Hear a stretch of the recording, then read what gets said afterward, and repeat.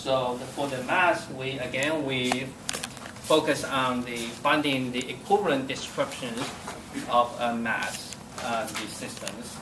So for example, say here like this, we have three lumped mass sitting kind of placed on a rigid, again, this is a rigid level, okay?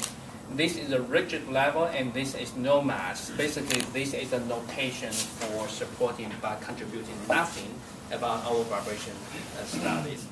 Okay, so say if I want to get the equivalent description of the mass and that I place the equivalent mass at these locations.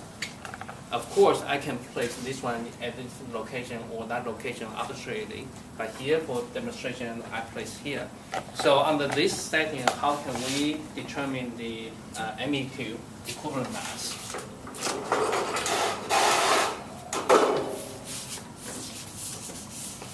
So for this one, we calculate the equivalent of mass is through the conservation of the kinetic energy. All the mass, the mass blocks are relating to, in terms of energy, the kinetic energy, because that is the initial term here, okay? So under these situations, we're formulating, so you know the kinetic energy is 1 times mass times the velocity squared, right? So that is a pattern of the energy. And in total, we have say, this is the kinetic energy. We have potential energy.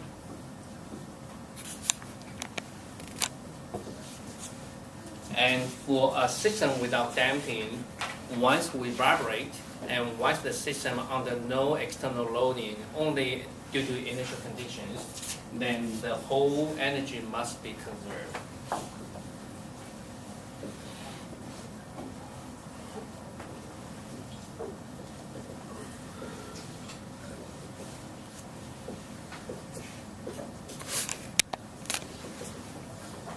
Okay, so by chance, I just kind of introduced this kind of concept. That is very, very straightforward.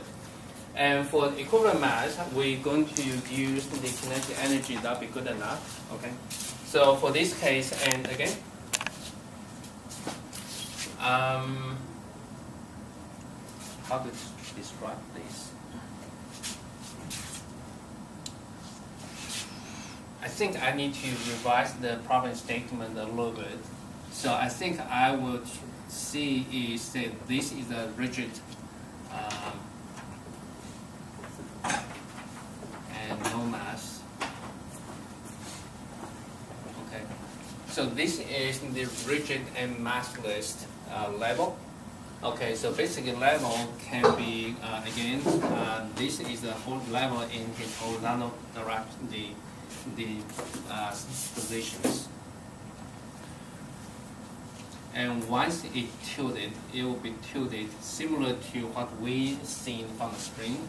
So in this way, this is the location of the M1 and M2 and M3. So the same thing using the similarity of the triangles. And we know this is the length L1 and this is the length L2. And this is the length L3. Okay, so let me call this is, say, x1, this is x2, and this is x3, okay? So I think I should be trying is to say, describe, calculate, MEQ with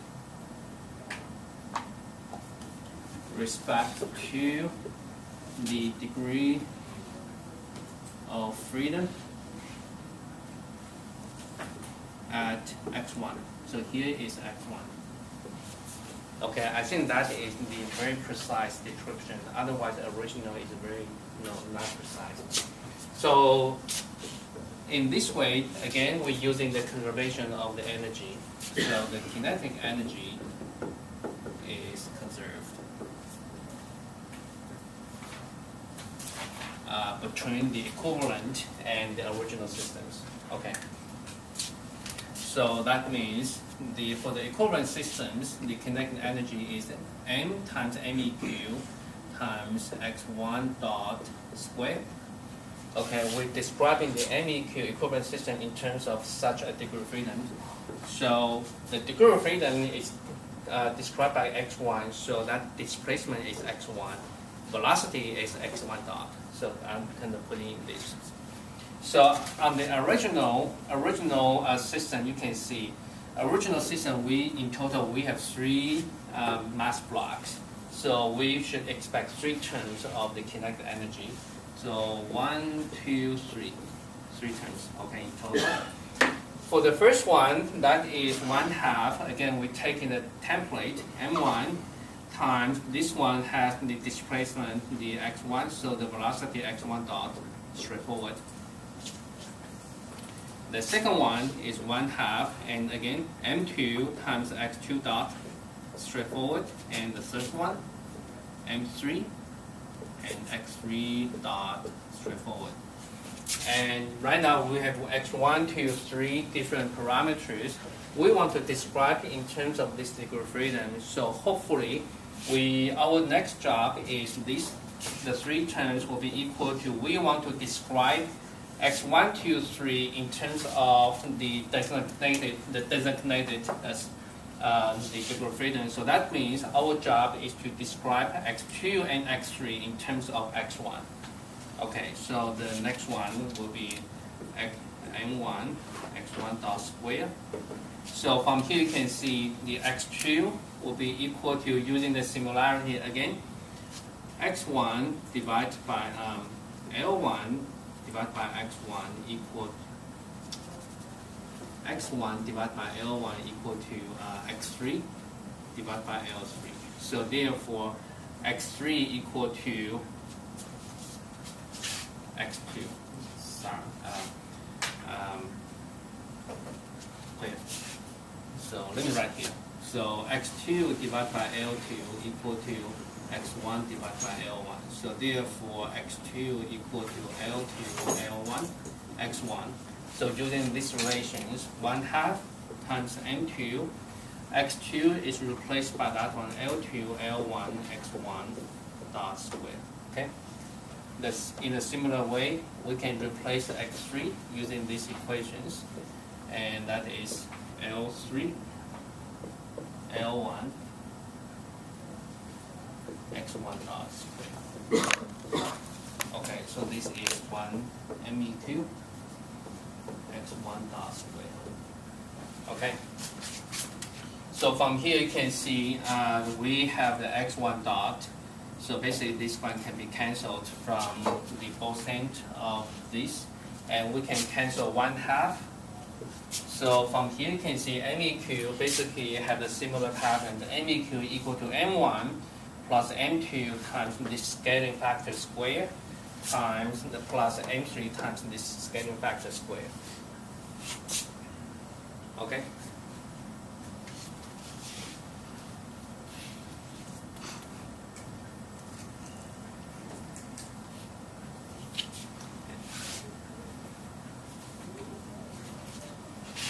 You good?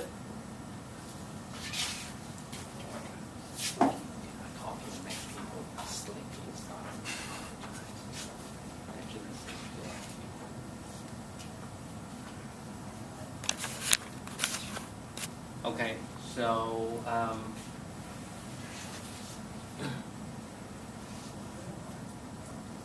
let me move on to the next slides. The next slide, maybe people still working, so let me write on the other side here. The next slide is about this.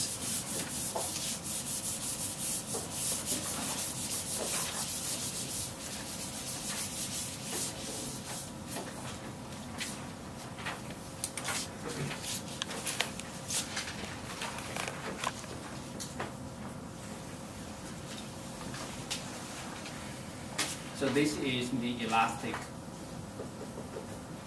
thing. Wherever you see the elastic, that means it has a spring constant. It's a spring features and it has mass. So that means elastic meaning once under excitation, it's going to vibrate. Okay, so we given the E, I, and L, the Young's modulus, with the properties, the geometry and the length. Okay, so for this case, we want to describe in terms of the equivalent mass, and such that this one. So I denote the spring constant, the degree of freedom is x here. Okay. So basically, I describe the x as the diffraction at the free end. So that is, I denote this is the degree of freedom. Okay, as the x here. I simply want to describe what is the mass MEQ, and in terms respective of x here. Okay. Similar concept, and we conserve the energy, kinetic energy here. Question. Yes. Could there just be a spring in that equivalent diagram? Or Yeah. So here we focus on the MEQ. So here they're supposed to have a spring, but they're supposed to have a spring, but our focus is not spring. Our focus is on this term. Okay, good. So yeah, they're supposed to have a spring here. So now our question is to find MEQ with respect to the degree of freedom xt with respect to, let me kind of put it simple, safe writing. Okay. For this one, how can we do it? Again, this is the deformations. This is the diffracted shape. Okay. And for the diffractions, and here we're going to have a few notations. So for the free diffractions, we have, say, the maximum. The diffraction at here is equal to P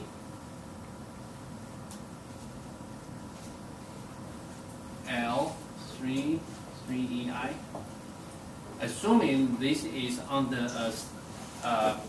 assumed loading and arbitrary magnitude of the loading, let me just call it P. So once we have P applied the free end, we expect this the diffraction there. And to do the calculation, because all this small mass is going to contribute a little bit, so let me take the little portion. So here I'm taking a little bit kind of differential things here, calculus here. So let me call this is the small amount. Let me call it dx. Okay. And the location of this amount from the free end is called the x. So in general, we also have the descriptions to the y of x. Y of x is where y of x is the diffractions of the any element that location at x here. So this is this amount. Sorry, here I draw too small. If you like, in your notes, you can denote this is a y of x here.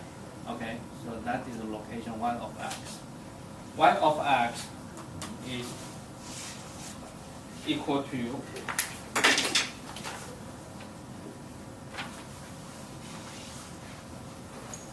Px squared 6EI 3L minus x. Again, this one is, I pick it up from mechanical material. If you introduce, say, y at x equal to L, then y of L you can introducing into this equation, you can see that one equal to PL3 over 3EI. And that is this one. So this is the primitive, this is the generic template for determining the diffraction at any location. Yes? Is there a conflict between using x to represent our degrees of freedom and also using x to talk about the deflection along the beam? Yeah. So I would say the degree of freedom, here we pick up the degree of freedom is, we try to describe the degree of freedom using, for this example, the designate and the free end of the beam. And for this particular situation where loading is P, then I would say the displacement is equal to this amount. So basically, degree of freedom is a parameter for describing the general situation. And for particular displacement is a certain number in that degree of freedom. So, for example, the degree of freedom for one-dimensional vibration is a single number line. So this is called the x of t. Right. Well, I mean, I understand the degrees of freedom. I was just worried about using x to represent the. Oh, if you like, you can. Oh, I see. I got your point. I got your point. So here I've been using this x, right? So not to confuse any. Would you mind? And let me change the degree of freedom as a y. Thank you so much for this one. So not to confuse with this x I've been using. So why not we designate our degree of freedom as a y here? Okay. Okay, so now that is this formula. And for this formula, and we're going to try is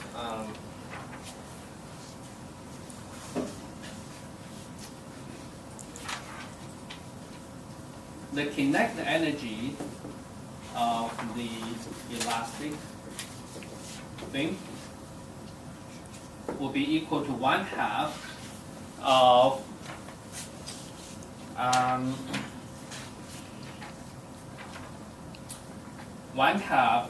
basically that is the portion of, that's the kinetic energy of the small portions. Okay, so let me assume that whole beam has a mass m. M is the mass of the beam. So basically for this small portion that has a mass is m divided by L times dx. So this is the mass of that little portions. You okay? Yes or no? Yes, right? Okay. This is the mass and multiply with velocity squared. What is the velocity squared? It has the displacement y, it has a diffraction y, so it has the velocity is y dot squared.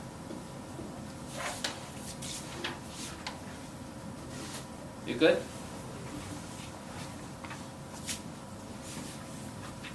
Yes? And that is the contribution of the kinetic energy from these small portions.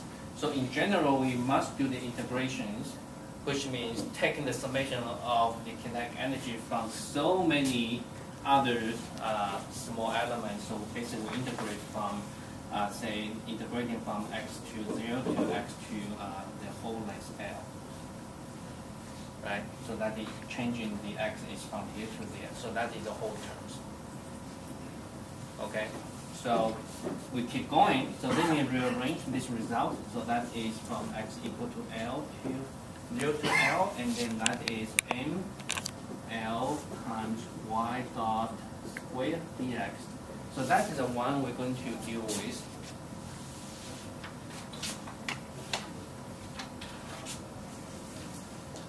What is y dot? You know the y here, so we can we know the y here, right? So we can determine the y dot. But before doing that one, we can express. So let me define this term, and I try to rearrange the result a little bit more.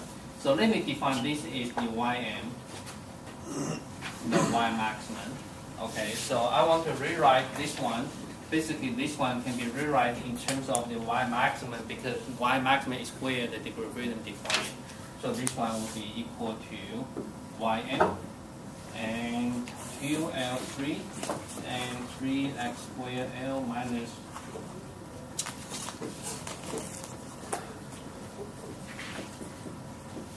okay.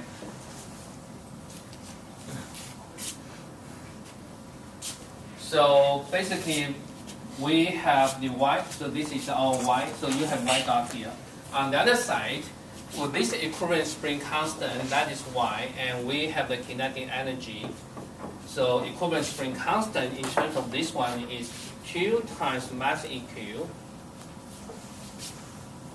multiplied with the degree of freedom y here. Degree of freedom basically is our diffraction ym there. Be good? Again, here we designate our degree of freedom as the diffraction at the free end. So basically, that really is I think initially I should have using y, and that would be straightforward. So from the two equations, you simply introduce the y dot, the y into this information. You simply take the dot there, and then after a few steps, I think a few 5 to 10 more minutes, you implement this integration. You can find the MEQ should be equal to 33, 140 times m. Okay, so this one is showing you how can we determine the equivalent spring constant. Compared to this one, you can see this is a description of the equivalent system, and this is the taking the integral compared to the discrete system. For the discrete system, we have lump mass, so we simply take the summations. Here we have a continuous system. Rather than taking the lump sum, we taking the integral. The concept, basically, they are equal. Okay? And one final, before I let you go, one final comment, and here you listen carefully. Later on, you revise your notes. Rather than put the MEQ to L1, if I put the MEQ to here, L2, at these locations. So here I designate my degree of freedom is at x2. How can you do it? So that do it is simply this. You're simply using the designated degree of freedom. On the other side, you try to correlate, you try to change the relation in terms of x2. That means you're going to change this description in terms of x2. You change this description in terms of x2. That means here the x1 divided by L1 equal to x2 divided by L2. So that means x1 equal to L1 L2 times x2, right? And that's the velocity. Simply put the velocity. We good? Can you do it by your own? If you have a camera, take the pictures here, and hopefully that help you. You can simply make yourself another examples for this one. Okay? Thank you.